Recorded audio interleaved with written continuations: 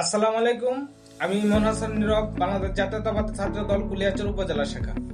আজকে আমরা কথা বলবো যে বাংলাদেশ জাতীয়তাবাদী দলের 31 দফা পরিকল্পনার একটি অংশ কৃষি কার্ড অথবা কৃষি কার্ড নিয়ে আমরা একটু কথা বলবো। কৃষি কার্ডের ফেসিলিটি কিভাবে এবং দেশের মানুষ, দেশের জনগণ এই কৃষি কার্ড কিভাবে প্রয়োগ করবে এবং কি কি সুযোগ সুবিধা পাবে সেটা নিয়ে একটু কথা বলবো।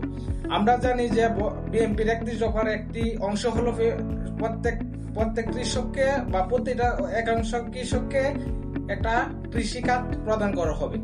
এই কৃষি কার্ডের মাধ্যমে তার প্রত্যেকটা কৃষক তার ন্যায্য মূল্যে সার, বীজ এবং বিভিন্ন ধরনের আছে এবং কীটনাশক আছে এটা পাবে। আর এই কৃষি কার্ডের মাধ্যমে তাদের যে ফসলিত যে ফসলগুলো সেটা সরকারের কাছে সরাসরি কোনো দালাল চক্র বা কোনো কিছুর মধ্যে সঠিক মূল্যে বিক্রি করতে পারবে। এতে সহযোগিতা পারবে যে দেশের মানুষ, দেশের কৃষক তারা ন্যায্য মূল্য পাবে এবং প্রতিটা কৃষক এবং প্রতিটা কৃষকই একটি প্রতারণা চক্র অথবা দালাল চক্র থেকে বেঁচে থাকবে। এটা সরাসরি যাদের মাধ্যমে এই কৃষি কার্ডটা দেওয়া থাকবে তারা সরাসরি সরকারের নিজস্ব লোক দিয়ে তাদের কাছ থেকে ক্রয় করে আনা হবে।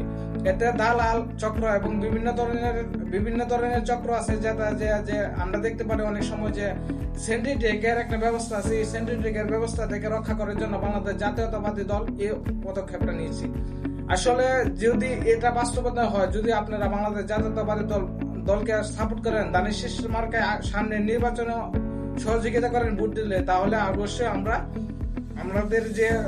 আমাদের যে 31 দফার একটি দফা হয়েছে প্রতিটি কৃষককে একটা অধিকার এবং ন্যায্য মূল্য দিয়ে তাদের কাছে ফসলের জমি কিনে এবং তাদেরকে স্বাবলম্বী করার একটা চেষ্টা থাকবে। অবশ্যই আপনারা বাংলাদেশ জাতীয়তাবাদী দলে থাকবেন, সামনে নির্বাচন অবশ্যই দানের শীষ মার্কায় ভোট দিয়ে আমাদের এই 31 দফার একটি দফা বাস্তবায়ন করার জন্য সহযোগিতা করবেন। আসসালামু আলাইকুম।